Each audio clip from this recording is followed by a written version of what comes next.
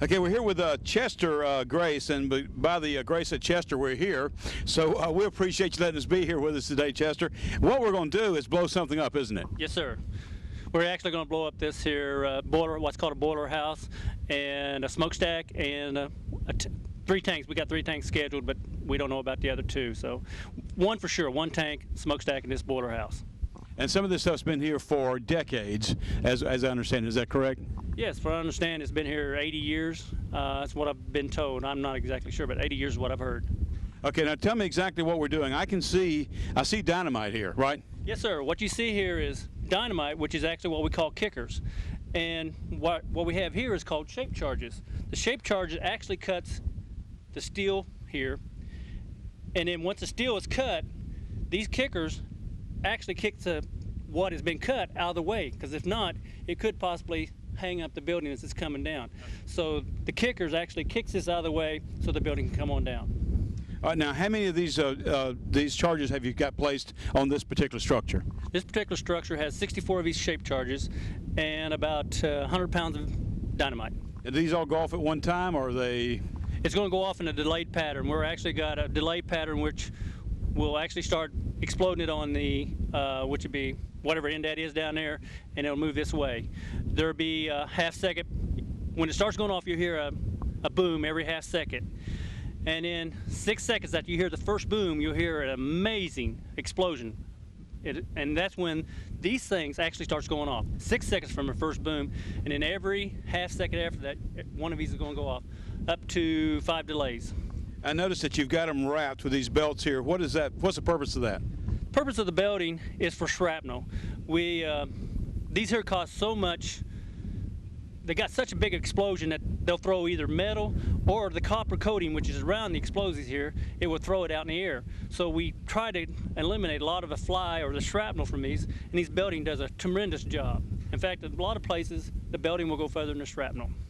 Okay, now, so if this wasn't here, how far would that possibly fly? I know it's an approximation, but 1,000 feet.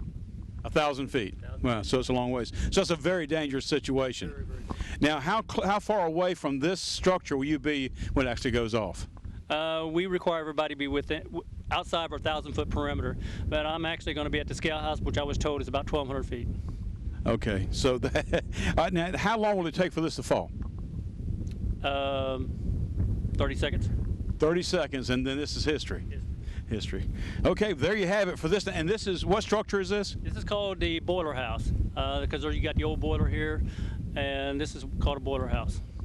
Okay, there you have it. It'll be down in shortly.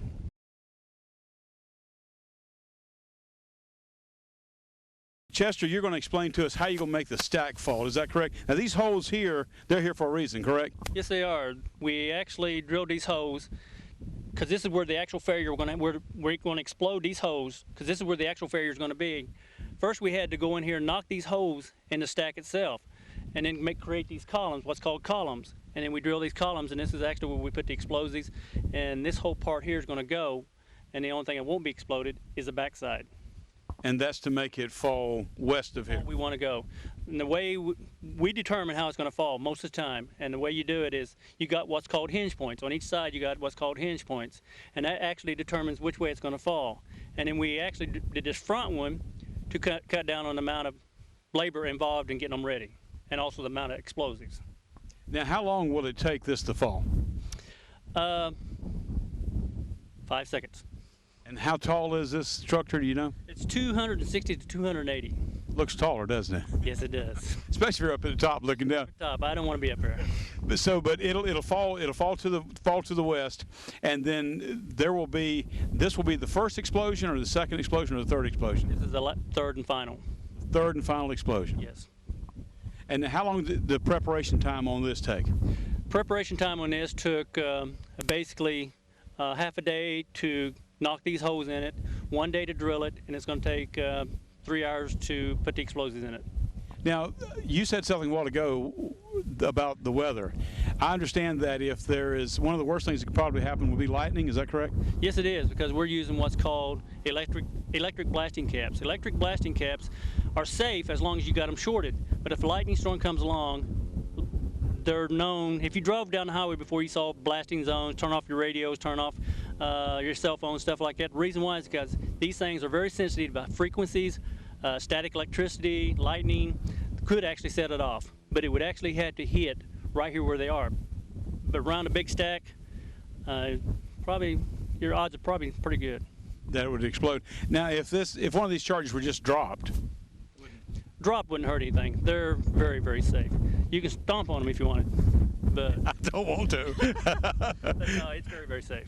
All right, now this big hole here, there's a reason for you having to get into the inner lining too. So let me ask you something. We've had a lot of talk about the stack, and we're looking at the inside of it here. So the inside is deteriorated pretty badly already, isn't it? The liner's in pretty bad shape. It's got a lot of cracks in there, pretty big cracks in them. But the liner, yeah, the liner is in pretty bad shape. But the outside of the stack is pretty solid. It's a pretty good stack. It's not, you don't see a bunch of chunks out of it. You don't see a lot of cracks in it. So it's a pretty solid stack. Okay, well, we'll be setting some charges off here. So we're going to move out of here right now.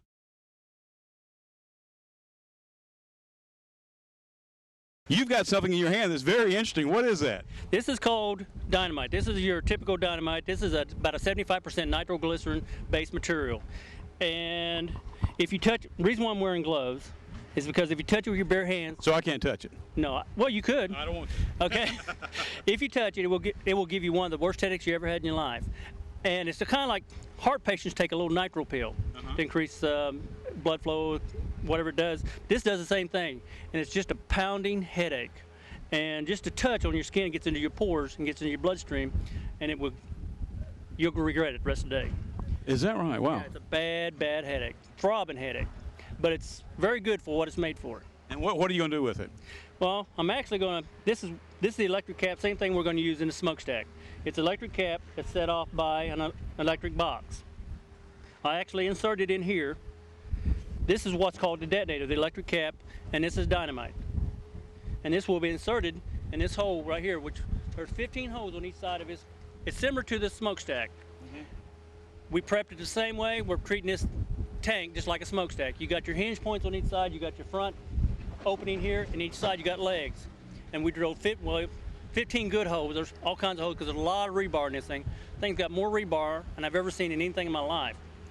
And the rebar makes it a stronger structure. And why it's this strong, whether it's hurricanes or I don't know why they built it this strong, but it's a very strong structure. So basically, we're loading it with this nitroglycerin-based dynamite. And I've been putting 5 sticks in each hole, which is 2.5, this is a half a pound of explosives. 2.5 sticks in each hole is 2.5 pounds of explosives. So we're shooting it at a very high rate.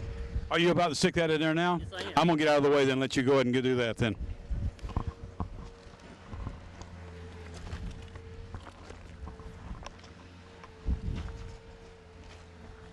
Put it in there and I push it. The reason why I pushed it like that is because these are 1.25 inch diameter.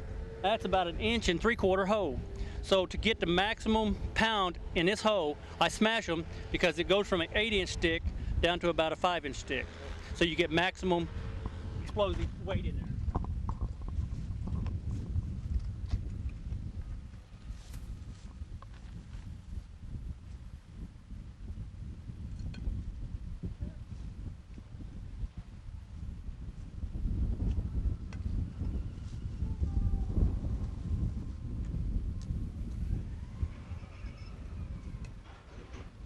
Loaded hole. So that's now a loaded hole? That is now a loaded hole. And how many of those holes you got to load in here again? There is 15 on each one of these legs, or 30 holes. And that's how much in combined explosives? Well, we got 2.5 pounds per hole, 30 holes. It's going to give you, what, 75 pounds? 75 pounds of explosives to bring this bad boy down? Yes, sir.